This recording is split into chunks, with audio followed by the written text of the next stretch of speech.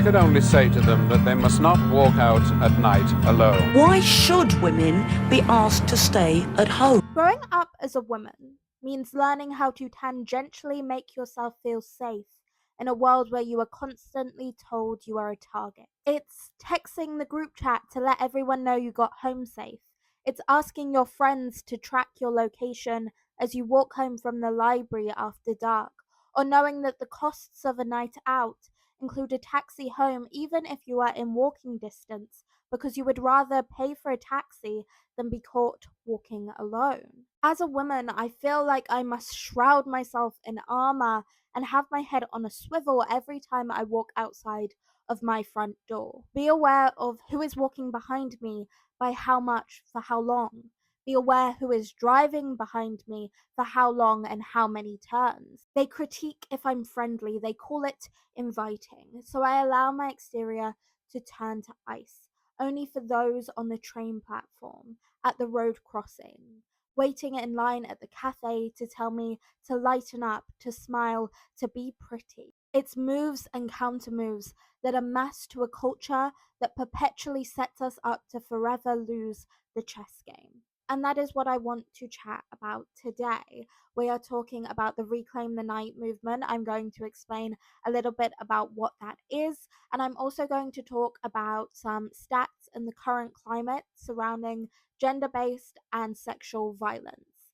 This has been inspired by a current campaign that is happening this week at my university, the University of St Andrews, with the Feminist Society, which I am a committee member of, which is by the same name as the movement, Reclaim the Night, and is focusing specifically in our context on the uni city town of St Andrews, but also the wider culture of gender-based violence and sexual assault, specifically on nights out.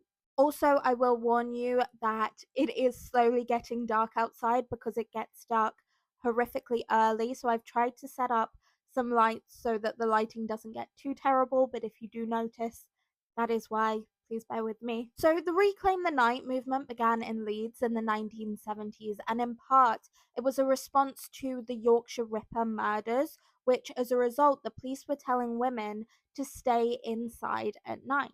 In this instance, women's bodies and actions were being policed due to the perpetuator of a crime against them. And this is not new. It is not new that women are limited by the actions, often the violent actions, that men take against us. In fact, it is a heartbreakingly long-standing trend. And it's as relevant today as ever, as I kind of touched on in the beginning of this video, with the actions we take to constantly be aware and attempt to protect ourselves. So today I will be doing a deep dive into some of the statistics and initiatives in place in the UK surrounding sexual assault, violence, and gender-based violence. So let's dive into the history of Reclaim the Night, the current culture surrounding gender-based and sexual violence, also how that affects different demographics, including students, and discuss a little bit about what we can do to move forward. Part 1, Reclaim the Night. So where did the Reclaim the Night movement emerge from? So as I touched on a little bit, Reclaim the Night started in Leeds in 1977, and this first march was organised by the Leeds Revolutionary Feminist Group as a response to attitudes that put the onus on women for their safety rather than tackling the culture of crime and violence perpetuated against us, which to me sounds quite similar to the conversations we're still having almost 50 years later, where survivors of sexual or gender-based violence are asked, what were you wearing, or were you alone?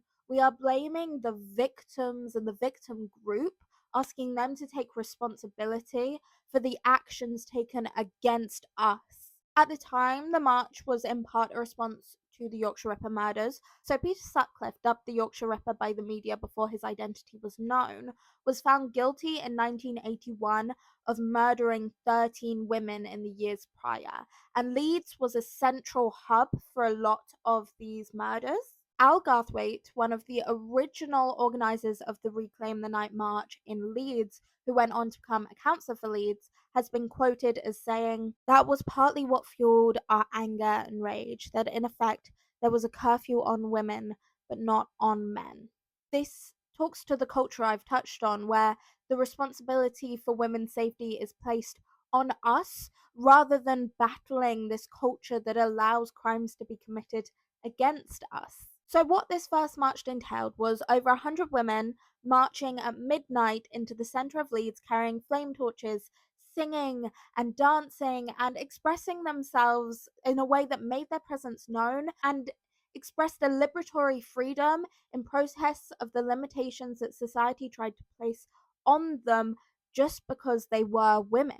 In effect, the attitudes of society police survivors' bodies and actions rather than the crimes that occurred. So women were showcasing the freedom that should be awarded to them rather than being policed for crimes committed against them.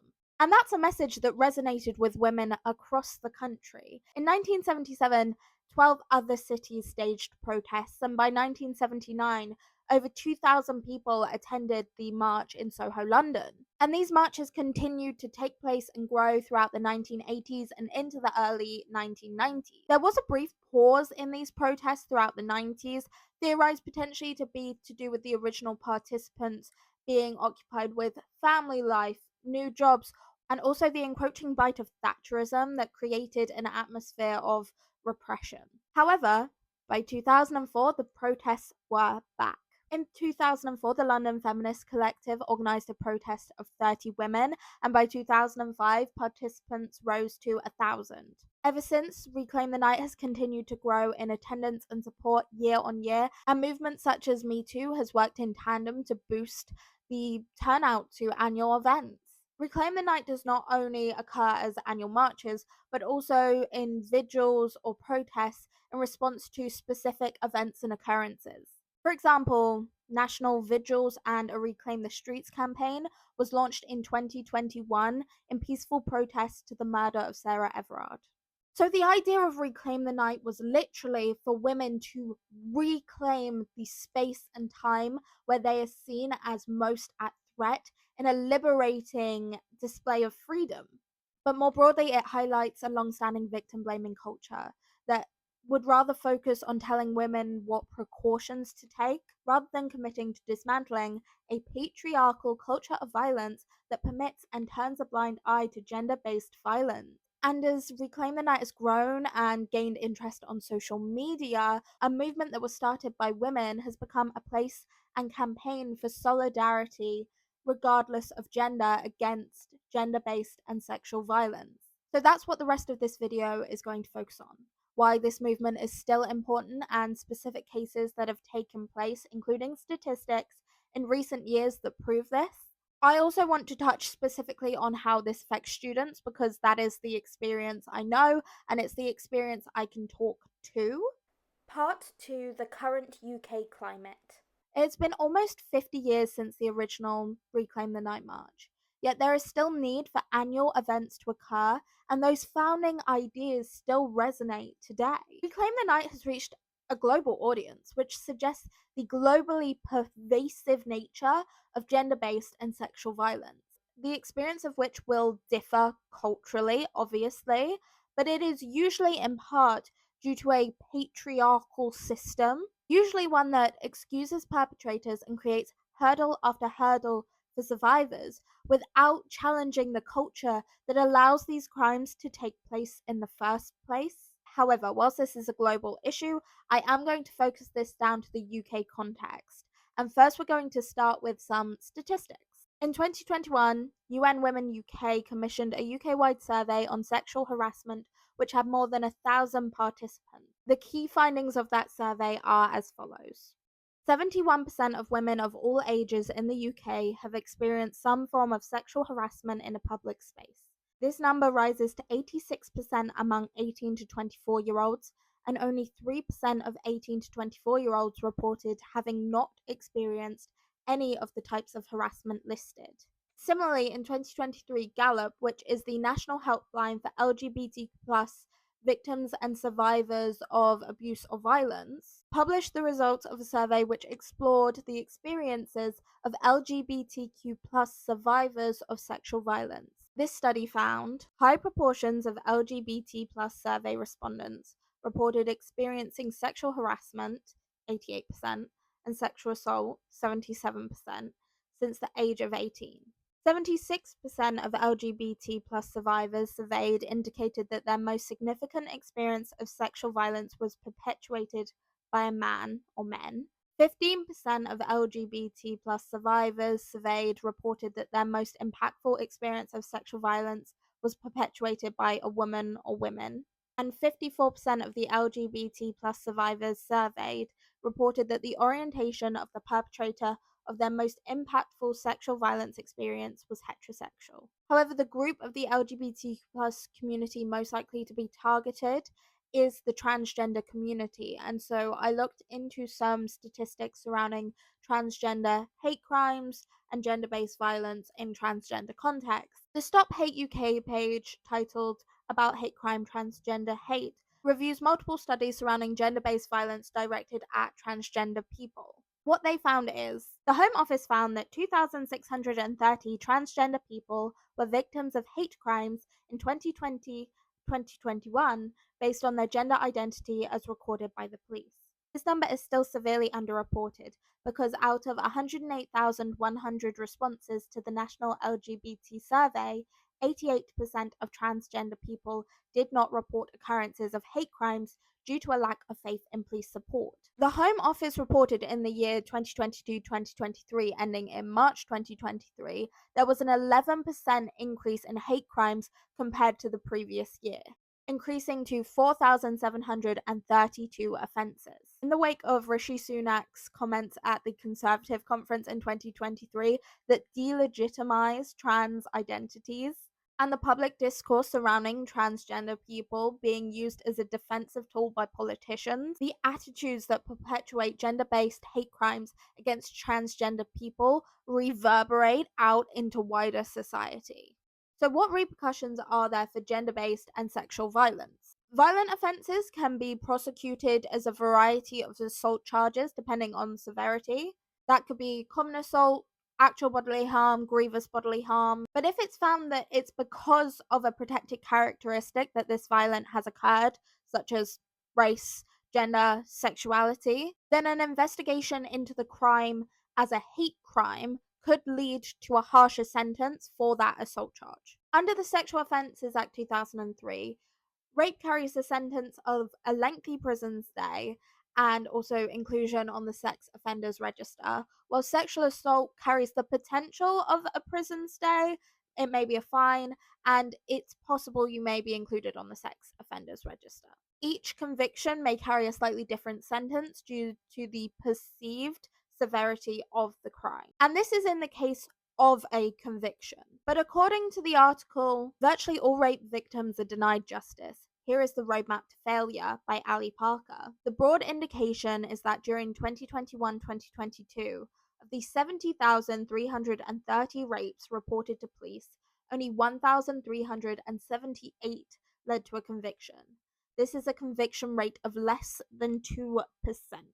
Alongside this, in January 2024, a new law was passed that carries legal repercussions for cyber flashing, so sending unsolicited explicit photographs. And it was in March of this year that the first conviction occurred under this law, when Nicholas Hawkes was sentenced to a total of 66 weeks in prison after pleading guilty to 2 counts of cyber flashing. Arguably, more convictions under this law should be seen in the future, as YouGov research shows that 36% of the 774 women aged 18 to 39 which were surveyed had received an unsolicited explicit image. However, it's unclear what the successful conviction rate will look like under this law as of yet.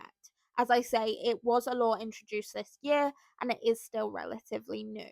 Now, I do want to be clear whilst discussing these statistics, anyone, regardless of gender identity, can be a survivor of sexual violence and sexual assault. However, those with minority identities, such as gender, sexuality, race, just to name a few, are statistically more likely to be survivors of sexual assault or gender-based violence. Similarly, it is possible for women to be perpetrators of sexual assault, although it is statistically less likely. I argue this is perhaps linked to cultural gendered ideas surrounding sex, and also the attempts to embody or express power through gender based violence or sexual assault, which is more closely linked to ideas of toxic masculinities in our wider culture and society. So, with that being said, there are some schemes in place that, whilst may not challenge this overall cultural attitude and attempt to dismantle it,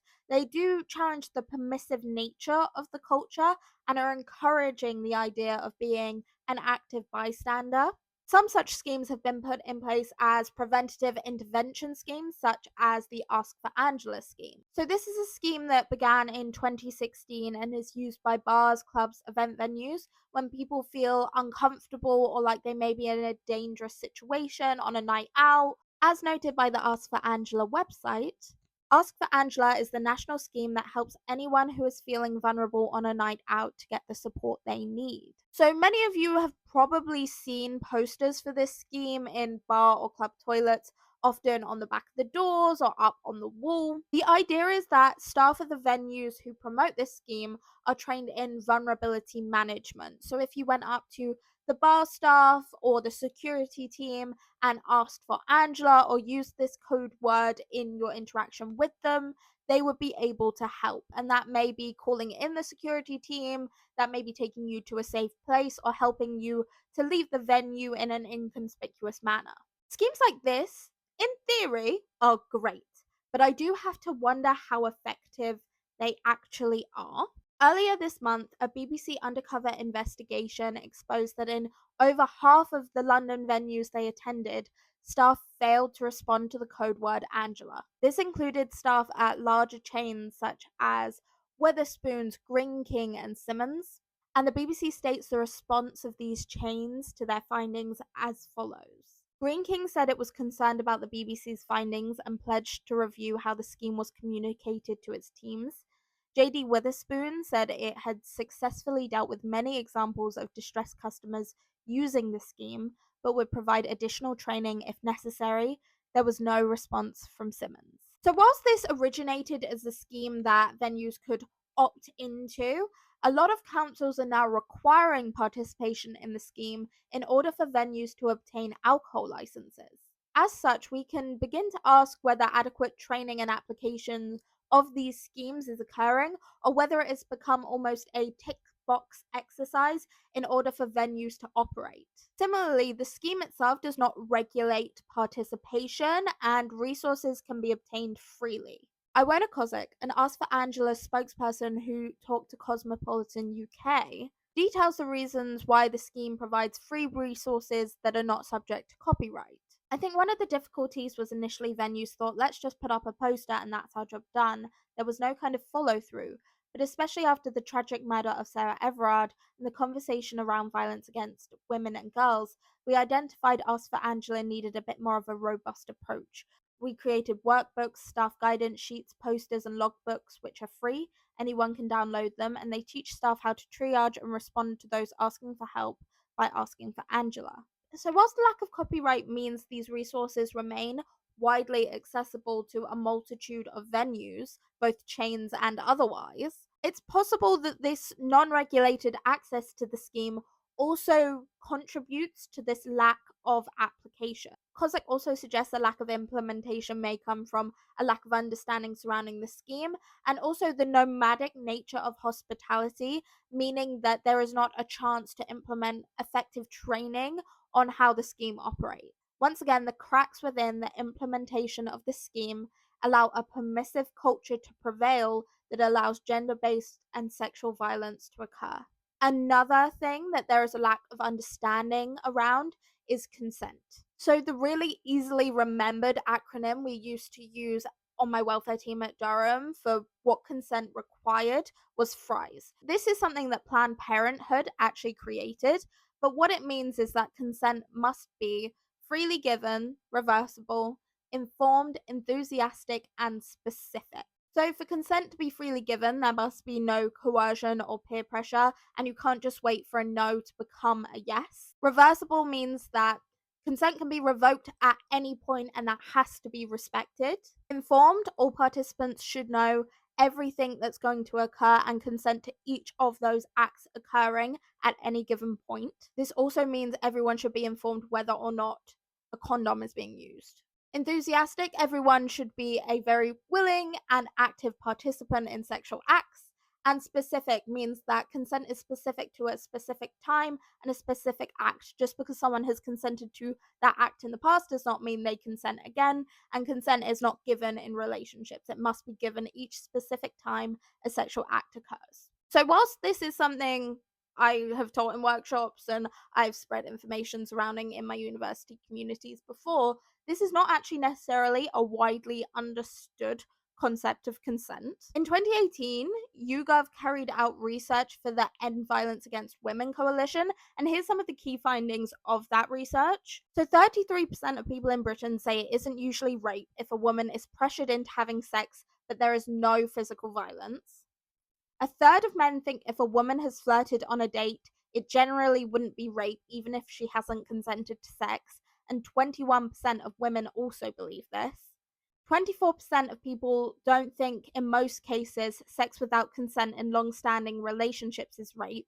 For context, laws against rape in marriage have been in place since 1991. 40% of people in Britain think it is never or usually not rape to remove a condom without a partner's consent, which is commonly known as stealthing. And that goes directly against that informed and specific consent we just talked about. And around 1 in 10 people are unsure or think it's usually not rape to have sex with a woman who is asleep or too drunk to consent.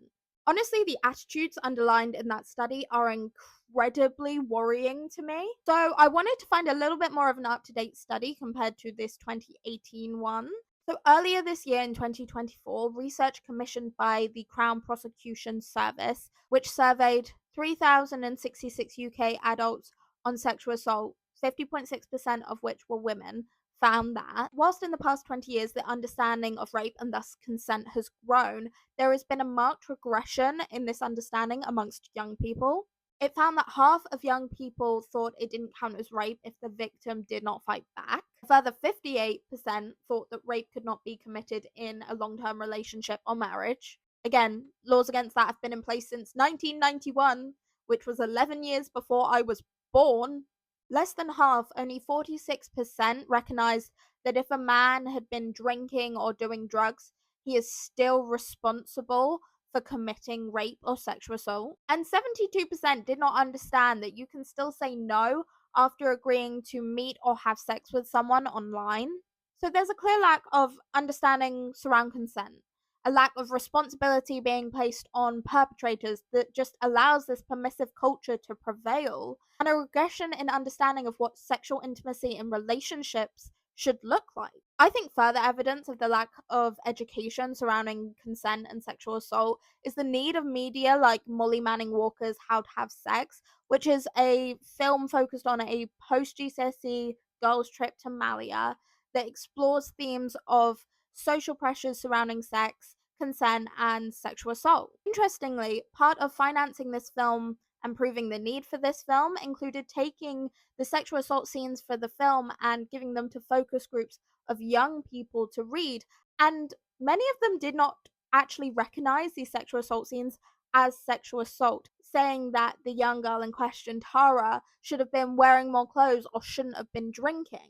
I have an entire video breaking down this film and its themes and talking about how it can be used for social change, including talking and having these discussions with young people in schools. I have all of that in another video and I will make sure that's linked up in the cards. But I think it's interesting to consider how this film and other media like it are in conversation with the current lack of understanding of what constitutes sexual assault and consent. If young people aren't taught these things within their sex education and these ideas aren't reinforced socially and through media, how can we expect to change this cultural perception of what sexual assault and consent is? And I wanted to use this example as well because I think it gives a real insight into the attitudes students often enter university with surrounding gender-based violence, sexual assault, and sexual violence. Part 3. The disproportional effect on students. So according to the UN, Full-time students are disproportionately affected by sexual violence, with 93% of the age demographic being survivors of some kind of sexual violence.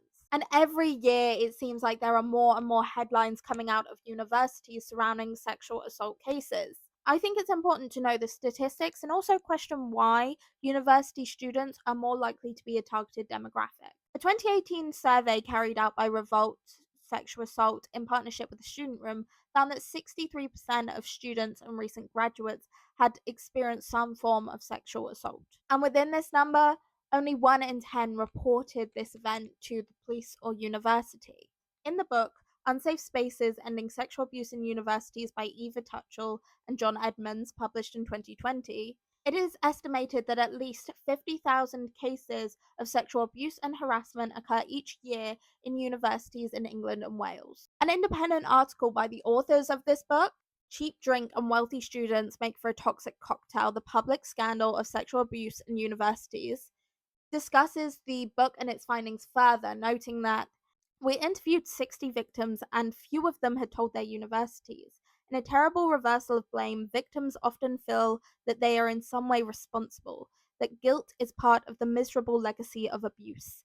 Suspicion replaces trust, confidence is undermined, and intimate relationships become more difficult. There have also been specific cases which have arisen in the media from specific universities that expose this culture. Gwenna Robinson in the article, "They Should Have Told Me to Go to the Police" for Varsity, shares interviews with multiple survivors of sexual assault and harassment at the University of Cambridge who were not encouraged to report these events or go to the police and were not provided with adequate support. This article came out this year, and I really encourage you all to go and read it. It will be down below listed in the description along with all of my references.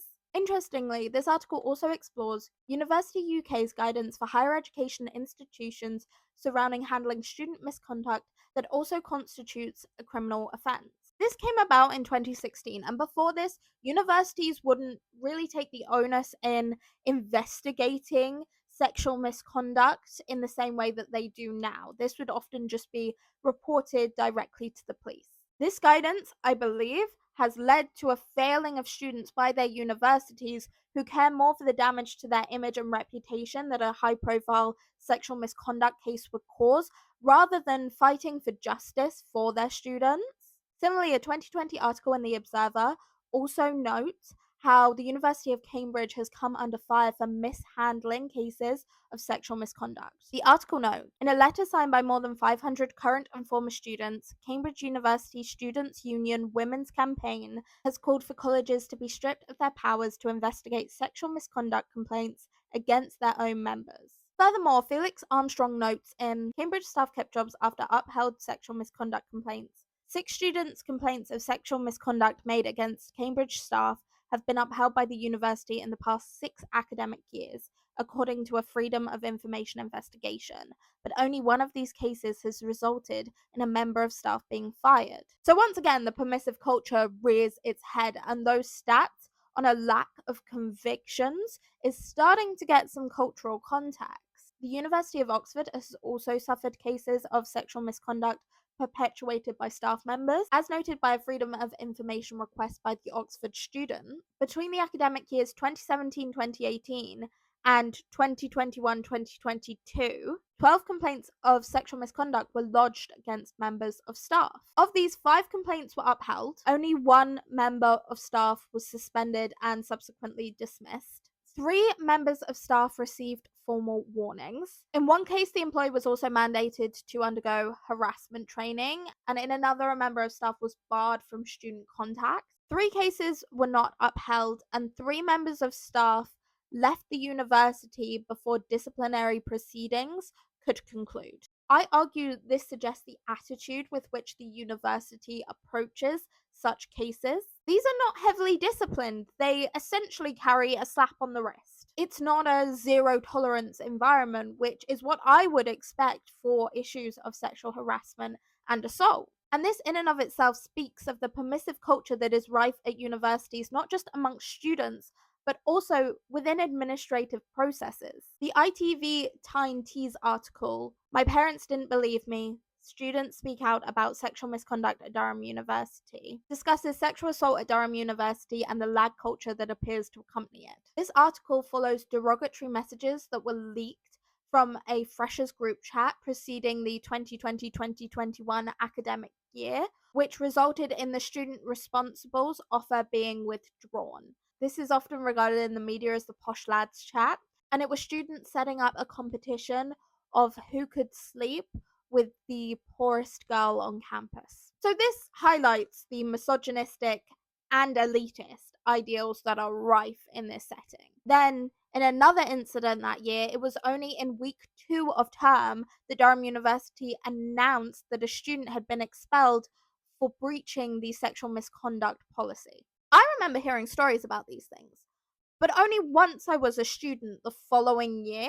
And in my first year, I remember hearing of another student who was under review for sexual misconduct, but were completely allowed to continue their life in the student community as if nothing had happened at all, which was a little bit unsettling to know the university allowed. And every year you would hear stories of sharking.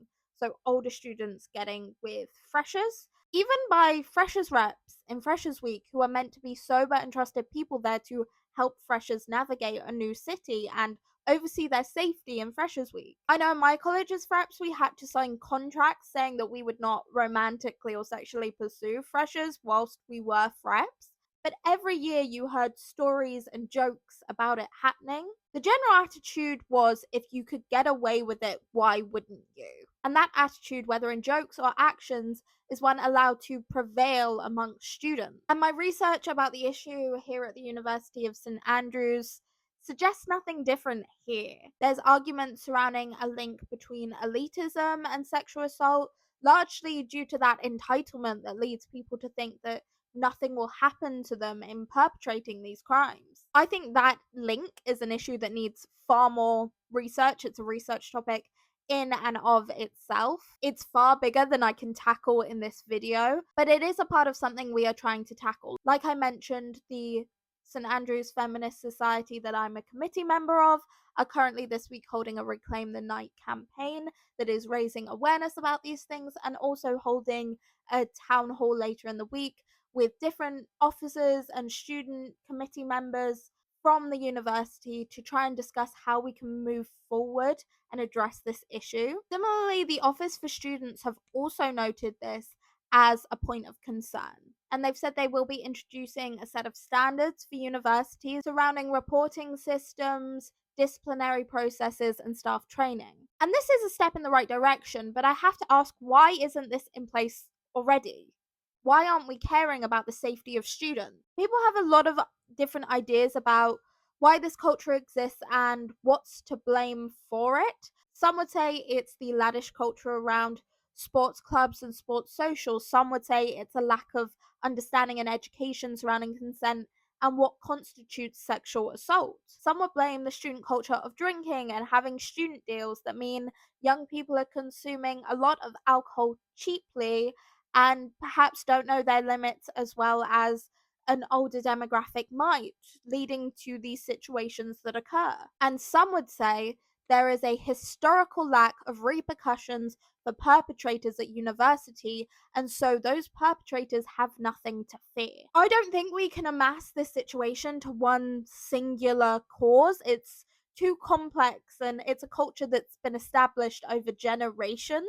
But I think we have to consider the many societal and contextual aspects to come together to create this culture where gender-based and sexual violence prevails. When I started my undergrad in 2021, I vividly remember the spiking epidemic going on. And this was not just people spiking drinks with drugs, it was also people adding more alcohol to drinks, so students weren't aware of how drunk they were getting quickly, and also needle spiking in crowded clubs. In December of 2022, the National Police Chiefs Council said that between September 2021 and September 2022, 5,000 reports of drink and needle spiking occurred across England and Wales. And that statistic does not include attempted and failed spikings. It doesn't include those who weren't aware they were spiked or those who just simply didn't report that they were spiked. An alcohol education trust survey of 747 participants found that 94 of them had been spiked, which means 15% of female participants and 7% of male participants had experienced spiking. The chief executive officer of the Alcohol Education Trust, Helena Conover, said, shockingly, only 8% of those who'd been spiked reported it to the police or to the medic. Research done by the TAB suggests that of 23,000 students surveyed, 2,600 believed that they had been spiked since the beginning of the academic year. That's 11% of responders, whilst almost 12,000 respondents, so almost 50%, believed that a friend or someone they knew had been spiked in that time. It's clear to see that nights out are a main stage for crime at universities. But what's been done since that spiking epidemic of 2021-2022 by universities to make the experience safer for students? I've both taken consent and active bystander training modules online to enroll to universities, and I've also been part of delivering workshops on these topics, and they are a great idea to educate students and to have them participate before they can be fully enrolled on their course. However, the issue I found with online modules is that those who most need to participate in them often will skip through the course and retake the tests as many times as possible to guess the correct answers without taking in any of the information. And similarly, the issue with in-person workshops is that whilst attendance is often taken, people don't often follow up with those who do not attend. And this is in part because it can be quite a disturbing or unsettling topic to have talked about in a workshop for those who are survivors. And it often means those who need to be educated the most on what consent is are the ones that don't show up. And there are also a lot of different initiatives that can be made available to students.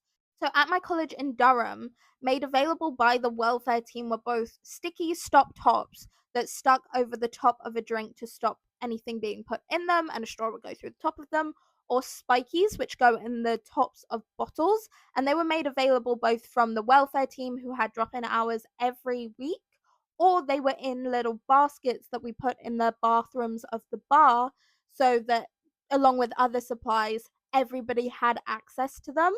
And in a lot of clubs and bars around Durham, they did stock these stop tops, which I did find to be a godsend for my peace of mind in a crowded club, because I'm quite short. I have to worry about getting elbowed in the head enough. I don't want to worry about fully covering the top of my drink with my hand as well. There's only so many of these things we can introduce if the system is directly failing survivors as well. And you could also argue to address the culture, is addressing this at university too late, or do we need to address it as we are teaching people about sex in the first place? There's also the question of how do we dismantle the existent culture in universities? Is this done by addressing societies and sports teams where lag culture is perpetuated? Is this something that committee and exec members should be mandated to report if witnessed from their team members? Should we be changing sports and society social culture as a whole? What I'm really asking is, how do we move forward from here? Part 4, looking to the future. This culture is incredibly pervasive, one of misogyny, arrogance, entitlement, and in some situations, hate.